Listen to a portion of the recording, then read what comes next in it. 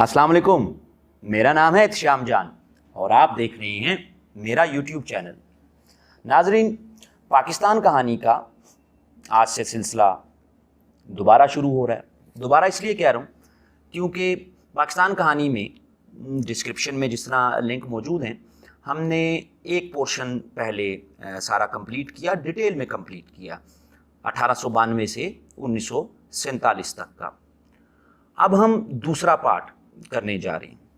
یہ دوسرا part arrival اور advent of Islam in India سے لے کے سر سید احمد خان تک کی تمام ڈیولپمنٹس ہم ڈیٹیل میں کریں گے، اور وہ یوٹیوب چینل پر جس طرح باقی پچھلے لیکچرز موجود ہیں یہ بھی موجود رہیں گے ہمیشہ ہمیشہ کے لیے انشاءاللہ۔ تیسرے فیز میں ہم پھر 1947 سے آن ورڈز کی جو ہماری کانسٹیٹیوشنل اور پولیٹیکل ڈیولپمنٹس ہیں ان کو اینالائز کریں گے۔ لیکچر شروع کرنے سے پہلے کچھ چھوٹی سی اناؤنسمنٹس کہ آج سے ہی ہم history of U S A کے لیکچرز بھی ریکارڈ کروانا شروع ہو رہے ہیں، اور امریکہ کہانی بھی جو ہے وہ عن قریب آپ کو اسی چینل پر اس کے لیکچرز جو ہیں وہ اپلوڈ ہوتے نظر آئیں گے۔ اسلام is considered as a very liberal religion۔ جی جناب، اور جب یہ لبرل ریلیجن کہا جاتا ہے تو اس کا مطلب basically Aziz Ahmad mysticism in India, بہت خوبصورت کام ہے ان کا، تو وہ یہ کہتے ہیں کہ اسلام کو جب ہم ایک لبرل ریلیجن کہتے ہیں تو بیسیکلی اس سے مراد یہ ہے کہ اسلام کا کوئی فکس پیٹرن نہیں ہے اس کے پھیلاؤ کا، اس کے سپریڈ کا۔ اسلام کسی بھی طرح پھیل سکتا ہے، یہی اس کی ایک لبرل ٹینڈنسی ہے۔ اگر جب ہم اس کا کمپیریزن کرتے ہیں باقی ریلیجنز کے ساتھ تو کئیوں میں تو پروپوگیشن کا پیٹرن ہے ہی نہیں، یعنی آپ چاہتے ہوئے بھی جو ہے وہ یہودی نہیں ہو سکتے، ہو ہی نہیں سکتے کہ آپ کنورٹ ہو جائیں یہودی۔ آپ چاہتے ہوئے بھی ہندو نہیں ہو سکتے۔ کرسچینٹی کی اگر پروپوگیشن کی تاریخ دیکھیں تو ایک فکس پیٹرن ہے، بس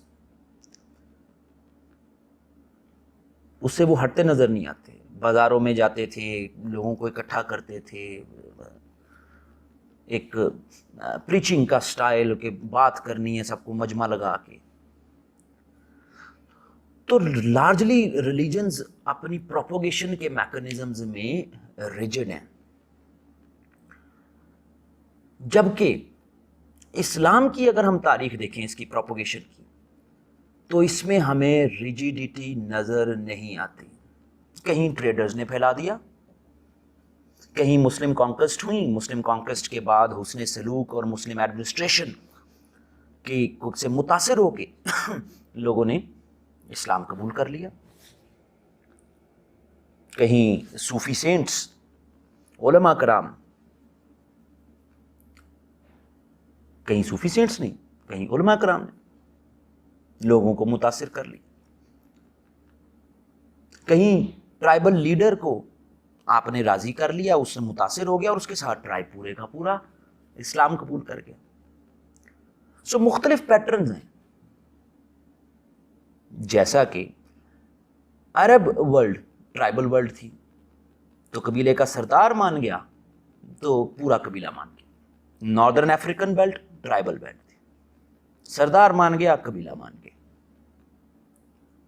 سینٹرل ایشیا میں جب ہم دیکھتے ہیں تو سینٹرل ایشیا کافی ایک باربیرک نیچر رہی ہمیشہ سے سینٹرل ایشیا کی، اسلام سے پہلے۔ سو سینٹرل ایشیا میں جو ہے وہ ایک کانکسٹ ہوئی، کانکسٹ ہونے کے بعد وہاں پہ لوگوں کو ایک ایسا جو ہے وہ ماڈل اسلام کا پیش کیا گیا کہ جو لوگوں کی سمجھ میں آنے والا تھا، اور اسی کو دیکھتے ہوئے پروبیبلی کئی جو کرٹیک ہیں وہ کہتے ہیں جی اسلام سختی سے پھیلا۔ بھائی جو ہے ایسا نہیں، وہاں نیچر ایسی تھی۔ انڈونیشیا، ملائیشیا ٹالرنٹ سوسائٹیز تھیں، ٹریڈرز نے کانٹیکٹ کیا، ٹریڈرز نے سوسائٹی میں اسلام پینیٹریٹ ہو گئی۔ یہ سب کیا ہے؟ اس کے لیے عزیز احمد ایک ورڈ یوز کرتے ہیں، کلچرل فورس۔ اسلام کی بیوٹی یہ ہے کہ اسلام جس بھی نئے علاقے میں جاتا ہے وہاں کی کلچرل فورسز کے ساتھ جڑ جاتا ہے۔ اب یہ کلچرل فورسز کیا ہے؟ There is a difference between cultural practices and cultural forces. آسان زبان میں سمجھا دیتے ہیں آپ کو۔ یہ جو پردہ ہے ہماری خواتین میں رائج ہے، پردہ، یہ پردہ آج کیسا ہے اور آج سے 200 سال پہلے کیسا تھا؟ فرق تو تھا، لیکن پردے کا آئیڈیا موجود ہے۔ کبھی یہ پورا جو ہے وہ برقعے کی فارم میں رہا، کبھی یہ عبائے کی فارم میں آ گیا، کبھی چادر کی فارم میں، کبھی دوپٹے کی فارم میں، کبھی سٹول کی فارم میں۔ کسی نہ کسی فارم میں آئیڈیا آف پردہ ہمارے معاشرے میں موجود ہے۔ ایسا ہی ہے نا؟ جی ایسا ہی۔ سو یہ پردہ مختلف کلچرل پریکٹسز میں ہوتا نظر آیا، لیکن پردہ بذات خود ایک کلچرل فورس ہے کہ یہاں یہ ہوگا۔ اب یہ پریکٹس میں کیسا ہوگا وہ فرق ہو سکتا ہے، لیکن ہوگا۔ ہمارے بلوچ بھائی، ہمارے پختون بھائی تاریخی طور پہ مشہور ہے، بڑے مہمان نواز ہوتے ہیں، ہے نا؟ آج آپ پشاور جائیں تو ممکن ہے کہ آپ کو روایتی کھانوں کے ساتھ آپ کا جو ہے وہ خدمت کی جائے، لیکن ساتھ ممکن یہ بھی ہے کہ اب وہاں پر پیزا ہٹ بھی آ گیا ہے، میک ڈونلڈ بھی آ گیا ہے، تو آپ کا میزبان آپ کو میک ڈونلڈ لے جائے، پیزا ہٹ لے جائے۔ مہمان نوازی کرنی ہے نا۔ مہمان نوازی کلچرل فورس ہے۔ مہمان نوازی کس طریقے سے کرنی ہے وہ پریکٹس ہے۔ وہ 200 سال پہلے کچھ اور تھی، آج کچھ اور ہے۔ سو اسلام کلچرل پریکٹسز کے ساتھ نہیں، ان کلچرل پریکٹسز کے پیچھے جو سب سے بڑی قوت ہے، کلچرل فورس، اس کے ساتھ جڑتا ہے جی۔ اور یہ قدرتی ہے، کیونکہ یہ مذہب قدرتی ہے، نیچر کے ساتھ ہے، قریب ترین ہے تمام مذاہب میں۔ سو جناب یہ کلچرل فورس کے ساتھ جڑتا ہے، اور کلچرل فورس کے ساتھ جڑ کے یہ اس ریجن کو، اس علاقے کو اسلامائز کر دیتا ہے، وہ معاشرہ اسلامائز ہو جاتا ہے۔ ہاں جی، عربیہ ہو گیا جی۔ ایران میں ہمیشہ سے ایک سمبولک جو ہے وہ ایک کلچرل فورسز جو ہیں وہ ایران میں رہیں، تو ایران میں سمبولک برانڈ آف اسلام جو ہے وہ پینیٹریٹ ہو گیا، لیکن مسلمان تو ہوئے نا جی۔ Northern Africa, Arabia, Iran, central Asia, east Asia, far east Asia, ہر کوئی اسلامائز ہو گیا، مکمل معاشرہ اسلامائز ہو گیا۔ رد کر سکتے ہیں آپ اس کو؟ نہیں کر سکتے۔ پر سوال یہ پیدا ہوتا ہے کہ اسلام اسپین میں بھی گیا، لگ بھگ 700 سال حکمرانی کی مسلمانوں نے اسپین میں۔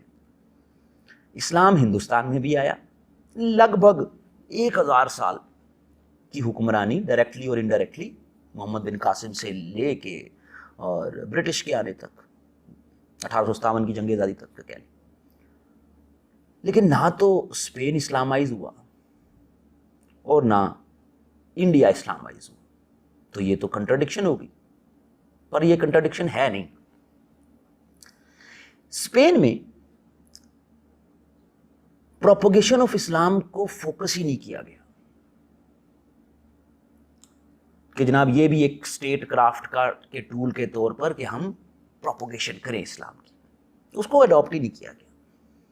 کلچرل فورس کے ساتھ اسلام نے کنیکٹ ہونا ہے تو کوئی نہ کوئی پروپوگیٹرز تو ہوں گے نا جنہوں نے یہ کنیکٹیوٹی بنانی ہے، تو وہاں ہمیں یہ نظر نہیں آتا کہ اس کو فل ایکسٹینڈ پہ جو ہے وہ نہیں چلایا گیا، اس لیے اسپین مکمل طور پر اسلامائز نہیں ہوا۔ اوکے، لیکن یہاں پھر ایک اور کنٹراڈکشن آ جاتی ہے۔ اگلی کنٹراڈکشن یہ ہے کہ کیا پھر ہندوستان میں بھی کلچرل فورسز کے ساتھ پروپوگیٹرز نے اسلام کو نہیں جوڑا؟ تو جناب جوڑا۔ ہندوستان میں تو کلچرل فورسز کے ساتھ اسلام کا کنیکشن بنا، پھر بھی پورے کا پورا ہندوستان اسلامائز نہیں ہوا۔ اس کا یہ مطلب ہوا کہ جو انڈیا کا نیٹو سسٹم تھا، social system, political system, economic system, over all system جو انڈیا کا تھا وہ اسٹرانگ تھا اسلام سے، اس لیے مکمل انڈیا اسلامائز نہیں ہوا۔ یا تو یہاں پر بھی کلچرل فورسز کے ساتھ اسلام کنیکٹ نہ ہوتا، اسپین والا آرگومنٹ یہاں پہ بھی لگا دیتے کہ جی کیونکہ اس لیے مکمل طور پہ اسلامائز نہیں ہوا، لیکن یہاں تو کلچرل فورسز بھی جڑی، لیکن یہ کلچرل فورسز مکمل انڈیا کو اسلامائز نہیں کر سکی۔ تو یہ ظاہر ہوتا ہے پھر ہوتا ہے کہ ایز اف کہ Indian structure was strong enough than Islamic structure, تو دماغ میں جو ہے وہ پھر عجیب و غریب کہ یار اب کیا کریں، ہمیں کوئی بھی پھنسا لیتا ہے بھائی، کیوں نہیں پھیلا بھائی اسلام، اتنا ہی آپ لوگ چیمپئن بنتے ہیں نا جی کہ جناب نیچرل ریلیجن ہے اور جناب بیسٹ ریلیجن ہے دنیا میں، دیکھو ہم جہاں بھی گئے ہم نے پھیلا دیا، تو ہندوستان میں کیوں نہیں پھیلا بھائی؟ الزام لگانے والے کہتے ہیں آپ نے جہاں بھی پھیلایا تھا وہاں آپ کو اتنا اسٹرانگ سوشل سسٹم کہیں پر بھی آپ کو اس کے سامنے نہیں آیا۔ بادشاہ تھی، بادشاہ آپ نے جنگ کی، آپ نے ختم کر دی، اور آپ نے جناب تلوار کے زور پہ اسلام پھیلا لیا۔ وہ جناب انڈونیشیا ملائیشیا والے شریف لوگ تھے، وہ جناب آپ کے ٹریڈرز نے ان کو ٹریپ کر لیا۔ بربر ٹرائبز نارتھ افریقہ کے، they were left with no option، پہلے لڑتے رہے آپ کے ساتھ، پھر انہوں نے کہا جی اچھا یار اب کیا کریں، پھر ان کے سے متاثر ہوئے، چلو جی اسلام قبول کر لیں، تو آپ لاجواب ہو جاتے ہیں۔ ایک پوپ نے آج سے کوئی 6-7 سال پہلے کی بات ہے، بینیڈکٹ غالباً پوپ بینیڈکٹ، تو انہوں نے کہا جی اسلام تو تلوار کے ذریعے پھیلا، جی پوری مسلم ورلڈ میں جناب غم و غصے کے، جناب غصہ نہیں کرنا، اپنی بات کرنی ہے، اگلے کی بات کو سمجھنا اور اس کے بعد پھر اپنی بات کرنی۔ تو بندہ تو وہ پریشان ہو جاتا ہے، محمد بن قاسم آئے، محمود اب غزنہ آئے، شہاب الدین غوری آئے، پہلی اسلامی ریاست کا قیام کیا، فلانے بھی صوفی آئے، فلانے صوفی آئے، فلانے صوفی آئے، آپ تو 24-25% سے زیادہ آبادی کبھی آپ کی رہی نہیں انڈیا میں، یہ کیا ہو گیا؟ تو آئیں جناب پھر دیکھتے ہیں کہ اسلام ہندوستان میں کیسے پھیلا، کلچرل فورسز کا استعمال ہوا، ہاں جی ہوا، اور پھر مکمل ہندوستان میں کیوں نہیں پھیل سکا؟ 3 بڑے فیزز ہیں اسلام کے ہندوستان کے ساتھ انٹریکشن کے۔ پہلا فیز ہے ٹریڈرز کا، عرب تاجر، اور عرب تاجر جو ہے وہ خلفائے راشدین کے وقت سے، یہ جو پٹی ہے آپ کی عربین سی کی، اس کے ساتھ ساتھ یہ سرندیپ آج سری لنکا کہتے ہیں، اور آگے تک یہ ٹریڈ کرتے رہتے تھے۔ حضرت عمر کے دور میں بامبے کے قریب ایک چھوٹی سی سیٹلمنٹ بھی بنا لی گئی تھی، جس پہ آہستہ آہستہ بلال حبشی کی اولاد آ کے جو ہے وہ بسنا شروع ہوگی، اور یہی اولاد آگے چل کے 20ویں صدی میں ریوولٹ بھی کر رہی ہے۔ موپلا مکران کے سائنوں پہ بھی جو ہے وہ مسلمان تھوڑے بہت آنا جانا بسنا شروع ہو گئے ہوئے تھے، ان کے حسن سلوک سے لوگ متاثر ہو رہے تھے، اسلام قبول کر رہے تھے، لیکن پورے کا پورا نہیں، بس جو تھوڑے تھوڑے علاقے تھے۔ تو ایک تو ٹریڈرز کا، دوسرا پھر کانکسٹ۔ اب کانکسٹ، بڑی کانکسٹ تو ظاہر ہے جو بڑا مین سٹریم نیریٹو آپ کو بتایا جاتا ہے وہ تو بتایا جاتا ہے کہ پہلا جو بڑا محمد بن قاسم سندھ کی کانکسٹ ہے، باب الاسلام کہا جاتا ہے، کیونکہ یہیں سے پھر آپ جو ہے وہ آپ کا ایک جو میسج ہے وہ پورے انڈیا میں جانا شروع ہوا کہ یہ کیسے لوگ ہیں، کون لوگ ہیں۔ افیکٹو ایڈمنسٹریشن تو کی نا، آپ کسی بھی اسلامک ہسٹری کی کتاب کو اٹھا کے دیکھ لیں کہ 712 کے بعد سے جو 8ویں صدی کا فیز ہے اور تھوڑا سا 9ویں صدی کا بھی، بنو امیہ کے جتنے بھی گورنر رہے ہیں تو سندھ سے کا جو پہلے کی نسبت، اور ایون بعد میں جب مسلم رول تھوڑی دیر کے لیے ختم ہی ہوا سندھ میں، تو جو کوالٹی آف لائف ہے اس فیز کا وہ فار بیٹر آف ہے دین پچھلے فیزز سے، اور دین جو اگلا 10th اور 11th سینچری کا فیز۔ نہریں نکلوائیں، ایگریکلچر کو پروموٹ کیا، ٹھیک ہے ریونیو بھی جنریٹ کیا، لیکن وہ ہر رولر کرتا ہے، کوالٹی آف لائف میٹر کرتی، وہ جناب ٹھیک کی۔ اپنے حسن سلوک سے لوگ متاثر بھی ہوئے. یہ ہمارا نیریٹو ہے. ہم ایک لمحے کے لیے اس نیریٹو کو سائڈ پہ بھی رکھ دیں, ٹھیک ہے جی, جو یہ سمجھتا ہے کہ تلوار کے زور پہ پھیلا نا جی, تو وہ تلوار کانکویسٹ کے تک ہے. یہ نہیں ہے کہ تلوار لے کے ہم گھر گھر پہنچ گئے تھے کہ اسلام قبول کرو, ایسا نہیں. تو تلوار کے زور پہ پھیلا ہے تو وہ کانکویسٹ ہے. کانکویسٹ سے آگے جب آپ نے علاقے فتح کر لیے تو اس کے بعد آپ کا حسن سلوک شروع ہو گیا, آپ کی ایفیکٹو ایڈمنسٹریشن شروع ہو گیا, آپ نے لوگوں کا معیار زندگی بہتر کر دیا, لوگوں کو سیکیورٹی مل گئی. یار بندے ٹھیک ہیں, زبردست ہیں, لوگ متاثر ہونا شروع ہوئے. سو کانکویسٹ میں پھر آگے محمود اب غزنہ کا بھی ذکر, پھر باقی شہاب الدین کوری وغیرہ. لیکن کوئی بڑے پیمانے پر تبدیلی نہیں ہوئی. تو جو مخالفین ہیں وہ کہتے ہیں دیکھا یہ ظلم کرتے تھے, ان کا یا انڈین سوشل سسٹم اتنا اسٹرانگ تھا کہ یہ اس میں داخل نہیں ہو پا رہے تھے. ایسا نہیں. تیسری فیز جس میں اسلام پھیلا انڈیا میں تیزی کے ساتھ, وہ ہے پھر صوفی سینٹس. صوفی سینٹس, صوفیہ اکرام ہندوستان آئے. ان میں سے کئی صوفیہ اکرام سینٹرل ایشیا میں منگولوں کے تھریٹ کی وجہ سے انٹلیکٹ, چاہے وہ لبرل آرٹس کا ہو, چاہے وہ تھیولوجی سے ہو, چاہے وہ ہیومنزم کے کانٹیکسٹ میں ہو, انٹلیکٹ کو پیس چاہیے ہوتا ہے, سکون چاہیے ہوتا ہے. وہ ان چیزوں سے دور بھاگتا ہے, لڑائی جھگڑے سے.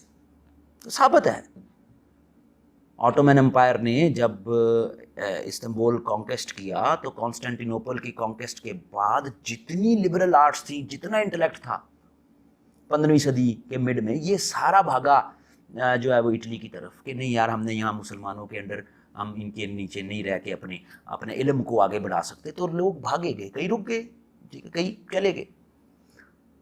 اور اٹلی سے ہی اسی سینچری سے یہ رنائساں کی, نشاط ثانیہ کی تحریک شروع ہوگی. یہ ہوتا ہے, نیچرل ہے. انٹلیکٹ کو ڈسٹربنس والا انوائرمنٹ نہیں چاہیے ہوتا. تو سینٹرل ایشیا میں منگولز بہت زیادہ پرابلمز کریٹ کر رہے تھے. تو بڑی تعداد میں جو صوفی سینٹس انڈیا آئے ہیں وہ سینٹرل ایشیا کی طرف سے ہی آئے, اور آہستہ آہستہ آہستہ یہاں پہ بستے گئے. یہ صوفی سینٹس انہوں نے آ کے انڈیا کی کلچرل فورسز کو سمجھا اور انڈیا کی کلچرل فورسز کے ساتھ کنیکٹ کر کے اسلام کو لوگوں تک پھیلایا. اب ہمیں انڈیا کی 3 بڑی کلچرل فورسز ملتی ہیں. ایک بھوک. یہ کیسے ہے؟ بھوک ہے نہیں, لیکن ہم بات کو لے کے چلیں. انڈیا کاسٹ سسٹم میں ڈیوائڈ ہے. کاسٹ سسٹم میں جو لوور اسٹیٹا پہ ہے وہاں پہ پاورٹی زیادہ ہے. ابھی ہم کاسٹ سسٹم کو کلچرل فورس لے رہے ہیں, بھوک کو نہیں لے رہے. وہ میں اپنا سینٹینس آپ کو صرف ایک بتانے کے لیے. کاسٹ سسٹم میں جو لوور اسٹیٹا پہ ہندو ہے وہ سارا ڈسٹرب ہے, پور ہے, وہاں ہے بھوک.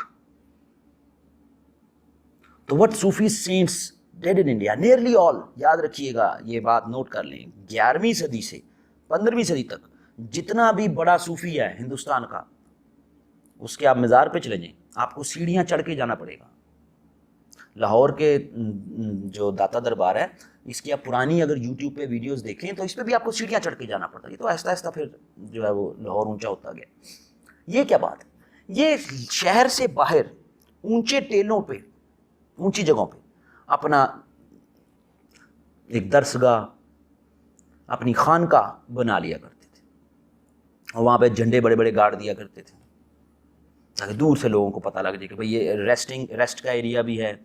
اور یہاں سے پھر شروع ہوا انڈیا میں انسٹیٹیوشن آف لنگر خانہ. کیا مطلب پہلے لنگر نہیں تھے انڈیا میں؟ تھے. دیوالی پہ بھی کھانے مفت بانٹے جاتے تھے, صحیح ہے جی, اور مختلف تقریبات میں ہولی پہ بھی کھانے دیے جاتے تھے. لیکن یہ سال 24/7 کھانا نہیں فری چلتا تھا, کبھی کبھی. ان صوفیز نے آگے کیا کیا کہ ان کے درگاہوں سے, ان کی خانقاہوں سے 24/7 فری فوڈ. مسلم جو انفلوئنشل لوگ تھے, مسلم جو گورنر تھے, وہ ان کو سپورٹ کرتے تھے. تو جناب 2 ٹائم کا فری کھانا. اب یہ جتنا پور سٹریٹا کا ہندو تھا انڈیا میں, بھوک کا مارا ہوا, اس لیے میں نے بھوک کا ورڈ یوز کیا تھا, یہ پھر آتا تھا 2 وقت کا کھانا مل رہا. اور صوفیز ان ایسے لوگوں سے انٹریکٹ کرتے تھے. اب اس انٹریکشن میں tolerance, justice, equality, women rights, پیار, محبت, یہ باتیں کرتے تھے.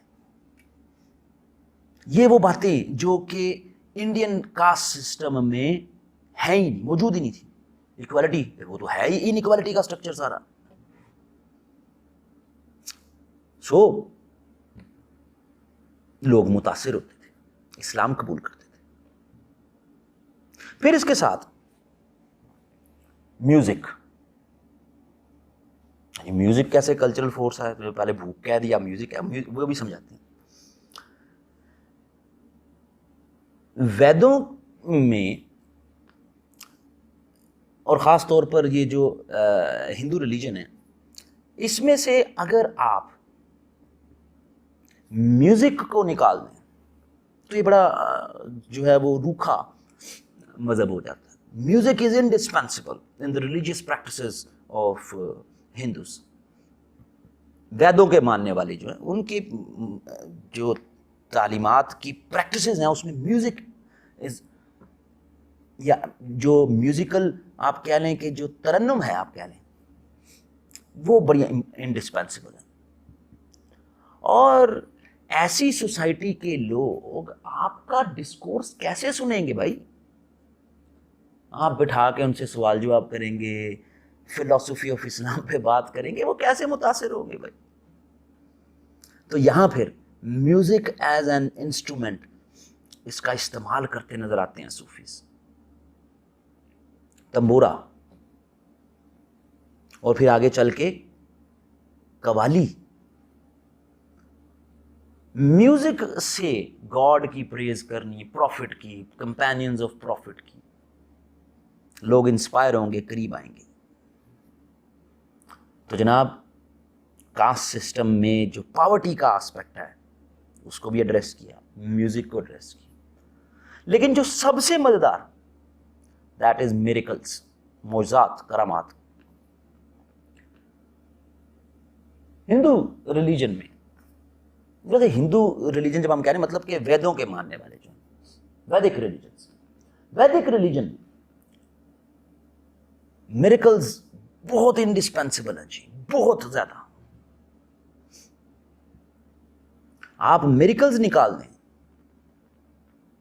تو آپ کے لیے جو ہے وہ بڑا مسئلہ ہو جائے گا. مہابھارت میں سے بھی, رامائن میں سے بھی مکمل طور پر نکال دیں ہر چیز. ہیومن فارم میں کئی اینیملز ٹرانسینڈ کر رہی ہیں, معجزات ہیں, کرامات ہیں, گاڈ گفٹڈ ہیں. اب ایک ایسا شخص جو کہ نسلوں سے ایک ایسے ریلیجن میں ہے جس میں معجزات اور کرامات کا مطلب ہے کہ یہی لوگ ہیں کہ جو سچے ہیں, راست باز ہیں, جن کو برہما کی طرف سے, ہم اپنی آسانی کے لیے خدا کی طرف سے جو ہے وہ ان کو یہ پاور دی گئی ہے کہ وہ جناب اپنے معجزات شو کریں. سو ایسے لوگوں کو صوفی سینٹس نے اپنے کرامات اور معجزات جو ان کو خدا کی طرف سے عنایت ہوئے تھے وہ ان کے جلوے دکھا کے متاثر کیا. 11ویں سے 15ویں صدی کے صوفی سینٹس تو اپنے ناموں میں ان کے ساتھ ان کا جو ہے وہ نام کا حصہ بن گیا کئیوں کے, ان کا جو ان کی جو کرامات ہیں. بابا فرید گنج شکر, صحیح جی. سو یہ کرامات کئی جگہوں پہ ہمیں نظر آتی ہیں. داتا صاحب کے بارے میں مشہور تھا کہ جناب اس علاقے میں جب آئے تو ایک گجر خاتون تھی, اس سے انہوں نے دودھ مانگا اور اس نے کہا جی میں اگر تجھے یہ دے دیا تو ہماری تو بھینسیں خشک ہو گئی ہوئی ہیں. تو تاج صاحب نے کہا تو دے تو اس کے بعد پھر دیکھی کیا ہوتا ہے. اس نے دودھ دیا تھوڑا اور اس کے بعد جناب بھینسیں اور ہریالی بھی آ گئی اور بھینسوں نے دودھ بھی وافر دینا شروع کر دیا. آج بھی گجر جو ہیں وہ لاہور کے خاص طور پہ جو ٹریڈیشنل گجر ہیں وہ دربار کے اس پہ دودھ کی سبیلیں دیتے. کرامات. نظام الدین اولیاء کے بارے میں مشہور تھا کہ دہلی پر جب بھی منگولوں نے حملہ کیا تو نظام الدین اولیاء ہاتھ اٹھاتے تھے اور لال آندیاں چلنی شروع ہو جاتی تھی.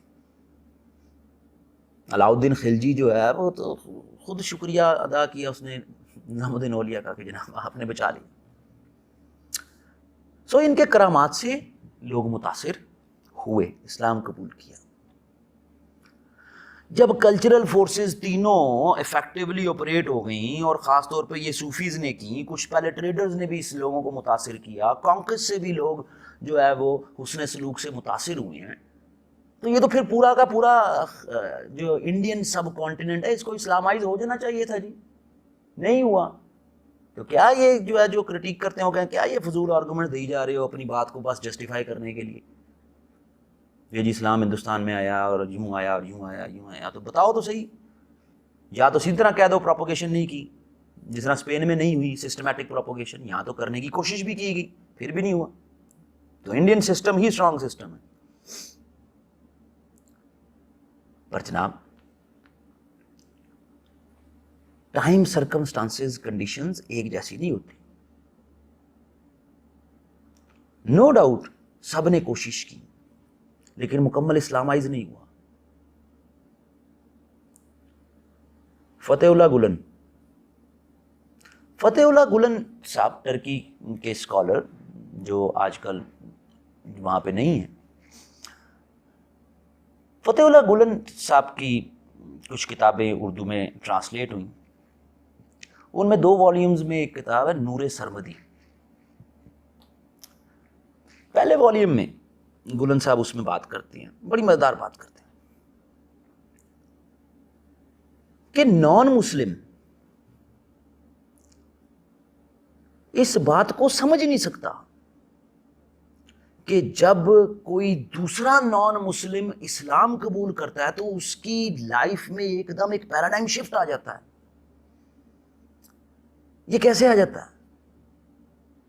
پھر دوسری بات کرتے ہیں, وہ کہتا ہے کوئی بورن مسلم بھی اس چیز کو نہیں سمجھ سکتا. یعنی آپ میں ہم بورن مسلم ہیں, پیدائشی مسلمان ہیں, ہم نے مسلمان گھرانے میں پیدا ہوئے, ہم بھی, وہ کہتا ہے ہم میں سے بھی کافی یہ سمجھ نہیں سکتے کہ ایک نان مسلم جب اسلام قبول کرتا ہے تو اس کی لائف میں ایک پیراڈائم شفٹ آ جاتا ہے. وہ کیسے آ جاتا ہے بھائی؟ تو ہندوستان میں جو ہم پہ کرٹیسزم ہمیں پڑھنے کو ملتا ہے, ہمیں لاجواب کر دیا جاتا ہے مختلف فورمز پہ, مختلف جگہوں پہ. تو بات یہ جناب کہ گلن کے کانٹیکسٹ کو ہم انڈیا پہ اپلائی کریں گے. گلن صاحب کہتے ہیں کہ جب ایک نان مسلم اسلام قبول کرتا ہے تو خدا اس کے دل اور دماغ میں ایک ایبسٹریکٹ وال کھڑی کر دیتا ہے, ایک نہ نظر آنے والی دیوار کھڑی کر دیتا ہے کہ اب اس کا اپنی پچھلی لائف کے ساتھ کوئی تعلق نہیں رہتا اور ایک نئی بگننگ شروع ہو جاتی. اور یہ جو ایبسٹریکٹ وال گاڈ اس کے دل و دماغ میں کھڑی کر دیتا ہے, یہ اسلام کے بنیادی عقائد ہوتے ہیں, فنڈامنٹل جو بلیفس ہے اسلام کے بنیادی عقائد, وہ اس طرح پیوست ہو جاتے ہیں اس کے دل و دماغ میں کہ اب اس کا پچھلی لائف کے ساتھ کوئی تعلق نہیں رہتا. اور ہمارے پاس ایمپل جسٹیفیکیشن ہے. حضرت عمر وہ تو نعوذ باللہ پروفٹ کو قتل کرنا چاہتے تھے, ایسا ہی ہے نا, سب کو پتا. لیکن جب اسلام قبول کر لیا تو عمر سے بڑا ایڈمنسٹریٹر تو ہمیں جو ہے شاد و نادری دیکھنے کو ملتا ہے. پورا نارڈک ماڈل جو ہے اسکینڈینیوین کنٹریز کا وہ تو عمر کا ماڈل ہے, اس کو انہوں نے اپ گریڈ کیا. عمر نے تو دنیا کو ایڈمنسٹریشن سکھائی ہے کہ یہ ہوتی ہے ایڈمنسٹریشن. زبردست. خالد بن ولید, صلح حدیبیہ تک کا تو خالد بن ولید اسلام کا سب سے بڑا دشمن تھا. بعد میں جب اسلام قبول کیا تو پروفٹ نے خود سیف اللہ کہا. ہاں جی, خالد بن ولید سے بڑا जर्नैल। जब तक आपकी कन्वेंशनल जो एक वॉरफेयर जो चलती आ रही थी तो यूरोपियंस पढ़ते थे खालिद को। रिट्रीट कैसे करनी है एक भी बंदा मरवाए बगैर, तो खालिद से बड़ा तो कोई जर्नैल ही कोई नहीं था। सो ये तो दो बड़ी एग्जांपल्स हमने दे दी, कई और एग्जांपल्स। मौलाना बैदुल्ला सिंधी, अगर कोई नहीं जानता तो दीन की खिदमत हिंदुस्तान में बड़े नाम में पहले नंबर पे 20वीं सदी में उबैदुल्ला सिंधी, गैर मुस्लिम घराने में थे, इस्लाम कबूल किया। उबैदुल्ला सिंधी को जरूर पढ़िएगा जी। आपके जो एक जो कंसेप्शन है ना कि ये इस्लाम बेसिकली है क्या, एक मुकम्मल सियासी निज़ाम है, मुकम्मल माशी निज़ाम है। ये सिर्फ इबादत का मजहब नहीं है, ये एक निज़ाम का को राइज करने का जो है वो दीन है। अब उसको राइज करने पे इख्तलाफ हो सकता है, कोई तलवार उठा ले, कोई सियासत करे, कोई साजिशें करे, तो हम उसकी डिबेट पे नहीं जा रहे, ठीक। लेकिन एक निज़ाम तो है, उसमें कोई दूसरी बात नहीं। खैर, तो हमारे पास ये एग्जाम्पल्स मौजूद हैं। सो वो एब्स्ट्रैक्ट वॉल, अब ये जो गुलन का आइडिया है इसको अब हम इंडिया में लेके आते हैं। इंडिया में क्या हुआ? इंडिया में ये हुआ बेसिकली कि instead of Islamisation of India, कि इंडिया पूरे का पूरा इस्लामाइज हो जाता, इस्लाम वॉज इंडियनाइज्ड, कि इस्लाम के फॉलोअर्स जो हैं वो इंडियन रंग में रंगे गए। तो इसका मतलब हुआ कि इंडियन सिस्टम ज़्यादा पावरफुल था? नहीं, बात सुन लें पूरी। बात यह है कि अगर हम गुलन के आइडिया को अप्लाई करें इंडियन कॉन्टेक्स्ट में, तो बात यह है जनाब कि यहाँ वो एब्स्ट्रैक्ट वॉल सही मायनों में डेवलप नहीं करवाई जा सकी। इसमें किसी का कसूर नहीं है, इसमें सूफी का कसूर नहीं है। याद रहे, किसी भी सूफी के मलफूजात वो होते हैं कि जो सूफी के डिसाइपल्स ने तहरीरें लिख दी, उनको इकट्ठा कर दिया गया। मलफूजात, किसी भी सूफी के मलफूजात में कहीं पर ये मेंशन नहीं है कि फलाने सूफी साहब ने 2 लाख मुसलमान किए, फलाने सूफी साहब ने 10 लाख मुसलमान किए, किधर भी नहीं है ये। लोगों को मुसलमान करने का क्रेडिट सूफी नहीं लेते थे, ये ज़हन में रखिएगा, लेकिन करते जाते थे, क्रेडिट नहीं लेते थे। हमने इतने मुसलमान। ये कई ऑर्डर्स थे जो इंडिया में आए। जुनेदी बगदादी ऑर्डर था, चिश्ती ऑर्डर था, सोहरवर्दी ऑर्डर था, नक्शबंद थे। कहीं भी किसी की मलफूजात में आपको ये नहीं मिलेगा। ये प्रूवन बात है, ऑथेंटिक बात है। मलफूजात में, बाद में आने वाली किताबों में अगर किसी ने तारीखदान ने या किसी ने अकीदतमंद ने लिख दिया तो लिख दिया। हम प्रॉपर मलफूजात की बात कर रहे हैं जो महफूज हैं, उनमें किसी जगह पे भी नहीं। तो अपने हुस्ने सलूक से, अपने जो है वो प्यार मोहब्बत से लोगों को करीब लेके आते थे। ये सूफी सेंट्स वहदतुल वजूद के बिलीवर थे। वहदतुल वजूद विजडम का वो लेवल है, इब्ने अरबी ने इसको थियोराइज किया था।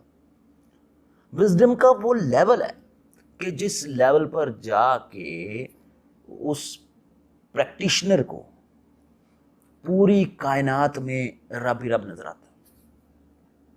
ये एक होल है। लेकिन वो एक विजडम के उस लेवल पर है। हर बंदा उस विजडम के लेवल को पकड़ नहीं सकता। इसकी कोई सीढ़ियां भी नहीं है कि आप इतनी सीढ़ियों के बाद इस विजडम के, नॉलेज की बात नहीं हो रही भाई, नॉलेज और विजडम फर्क है, याद रखिएगा। विजडम के उस लेवल पर आप पहुंच जाए, नॉलेज में आप लेवल पे पहुंच सकते हैं, विजडम किसी की वो उसकी कोई सीढ़ियां नहीं है। तो विजडम की ये एक वो मिराब, वो स्टेज है कि जहां पर पहुंच जाने वाले को पूरी कायनात में रब ही रब नजर आता। वो आपको हर डिबेट के जरिए रब के करीब ले जाएगा। और सूफी यही थे। ان کا ایک طریقہ تھا, وہ اسی طریقے پہ چلتے تھے, لوگ انہیں فالو کرتے تھے. سو یہاں پر جو لوگ غیر مسلم سے مسلم ہو رہے ہیں تو ان کی پریویس لائف کے ساتھ جو ان کی کنیکٹیوٹی ہے وہ آل ٹوگیدر مکمل طور پر یکدم ویسے نہیں بدلی جیسے گلن کہتا ہے. آہستہ آہستہ آہستہ آہستہ آہستہ ایک اسٹریٹجی تھی, آہستہ آہستہ لوگوں کو آئیں, بس لوگ متاثر ہوں, بس آئیں لوگ متاثر ہوں, اور پھر آہستہ آہستہ ان کی ٹریننگ ایک اسٹرکچر میں رہتے ہوئے کریں. اس میں کوئی مذائقہ نہیں ہے, کوئی غلطی نہیں ہے, آپ اس میں مورد الزام نہیں ٹھہرا سکتے. یہ ایک تاریخی عمل تھا. تاریخی عمل کبھی بھی ٹھیک یا غلط نہیں ہوتا, تاریخی عمل بس ہو رہا ہوتا ہے, اس کے کانسیکوینسز ہوتے ہیں, اس کے امپیکٹ ہوتے ہیں, ریپرکشنز ہو سکتی ہیں, ٹھیک غلط کی ڈیبیٹ میں نہیں ہوتا. تو جناب ایک تو یہ بڑی جو چیز تھی. دوسری, جیوگرافی آف انڈیا. اسلام پہ اور مسلمانوں پہ اور مسلم پروپوگیشن انڈیا پہ جو کرٹیک کرنے والے لوگ ہیں نا, وہ یہ کرٹیک میں یہ چیز بھول جاتے ہیں کہ وہ انڈیا کو ایک پوری ایک جیوگرافی کے طور پر لے رہے ہیں کہ جی پورا انڈیا اسلامائز نہیں ہوا, جہاں جہاں یہ تلوار کی زور پہ بیٹھے رہے وہاں وہاں مسلمان ہو. تو جناب بات یہ ہے کہ یہ انڈیا ایک پولیٹیکل جیوگرافی کے طور پر کبھی بھی تاریخ میں نہیں رہی, کبھی بھی. یہ ایسا ہی ہے کہ آپ پورے یورپ کی تاریخ پڑھ رہے ہو, مختلف چھوٹی چھوٹی چھوٹی چھوٹی ریاستیں, یورپ کے باہر سے سپوز آٹومین امپائر یا کوئی اور امپائر آ کے دھاوا بول دے یورپ پہ, پورے یورپ پہ قبضہ کر لے, یورپ کو ایک اپنی کالونی بنا لے. 200 سال یورپ کو اپنی کالونی بنائی رکھے, تو 200 سال بعد جو مائنڈ سیٹ یورپ میں ڈیولپ ہو جانا کہ ہم سارے یورپینز ایک یورپین ہیں, آؤ ہم ان کو نکالیں یہاں سے, ان کے خلاف کوشش کریں, ہمارے حقوق. تو کیا یورپینز ایک ہو گئے بحیثیت قوم, بحیثیت جیوگرافی ایک ہو گئے؟ نہیں ہوئے نا. وہ تو چھوٹے چھوٹے چھوٹے چھوٹے گروپ تھے جن کو ایک باہر سے آنے والے نے آ کے سب کو قبضہ کر لیا, اور سب نے اپنی آزادی کے لیے کوشش کیا, ہو جی ایک ہو جی ایک ہو جو, اپنے حقوق کے لیے کوشش کی, ایک ہو جو ایک ہو جو. انڈیا بھی ایسا ہی ہے بھائی, سمجھیں اس بات کو. انڈیا کبھی بھی ایک پولیٹیکل جیوگرافی نہیں ہے, کبھی نہیں ہے. اورنگزیب عالمگیر بھی پورے انڈیا کا حکمران نہیں رہا, اشوکا پورے انڈیا کا حکمران نہیں رہا. اعتزاز احسن کی کتاب پڑھیں, ہند اور سندھ کا واضح فرق مینشن ہے. سو اور اوپر نیپال اور اس سے نیچے کے گورکھا وہ ہمیشہ علیحدہ رہے, بنگالی علیحدہ رہے. ساؤتھ میں جتنے دراوڑ تھے جو پھیل گئے تھے ساؤتھ میں, وہ ہمیشہ علیحدہ رہے. ہاں چلیں ہم ایک لمحے کے لیے مان لیں کہ جی ٹھیک ہے انڈیا ایک جیوگرافی ہے. تو جناب اسلام کے پروپوگیٹرز نے کبھی اتنی بڑی وسیع جیوگرافی کو کبھی کنفرنٹ نہیں کیا, جو لگ بھگ 400 سال ہیں سسٹمیٹک پروپوگیشن کے, کیونکہ 15ویں صدی سے آہستہ آہستہ پھر پروپوگیشن سے ریفرمیشن پہ فوکس چلا گیا مسلم انٹیلیجنسیا کا. سو وہ جو 400 سال ہے پروپوگیشن کی, وہ کم time, more time was required, تاکہ آپ اگر ازیوم کر لیں, ورنہ ایک جیوگرافی تو ہے ہی. اور پھر آخری بات, 11ویں سے 15ویں صدی تک جس طرح اسلام یہاں پہ پھیلا یا پھیلایا گیا, ہم اس میں کسی کو قصوروار نہیں کہہ رہے, تاریخی عمل تھا. 15ویں صدی میں آ کے, 15ویں اور تھوڑا سا 16ویں صدی میں, اس میں آ کے ہندوستان میں کئی ریفارمسٹ موومنٹس جنم لینا شروع ہو رہی ہیں. یہ مسلمز میں بھی ہیں, یہ ہندوز میں بھی ہیں. انہی ریفارمنٹ موومنٹس میں بابا گرو نانک صاحب بھی, ان کا وہ بھی ظہور پذیر ہو رہے ہیں. انہی ریفارمسٹ موومنٹس کو ایک جگہ پہ اکٹھا بھکتی موومنٹ کا بھی نام دے دیا جاتا ہے. ہیومنسٹ ہیں, احترام انسانیت کی بات کرتے ہیں. انہی ریفارمسٹ موومنٹس میں جناب آؤ سب اکٹھے ہو جو, سب بھائی بھائی ہیں, ایک ہے, یا کوئی نہیں, یہ مذہب مایا ہے, سب کچھ مایا, یہیں پہ رہ جانا, آؤ سب اکٹھے ہو جاؤ. ہمیں اس سے کیا مسئلہ؟ مسئلہ ہے ایک سیپریٹ مسلم آئیڈینٹی, وہ پریزرو رہنی چاہیے. لیکن کوئی بہت بڑا جو ہے وہ اینٹی بھکتی موومنٹ آپ کو کوئی پولیٹیکل ہمارے رولرز یا ہمارے گورنرز کی طرف سے کہ انہوں نے جناب یہ کر دیا وہ کر دیا, نا, ایسا نہیں ہوا. کیونکہ کوئی پولیٹیکل ایجنڈا نہیں تھا بھکتی موومنٹ کا.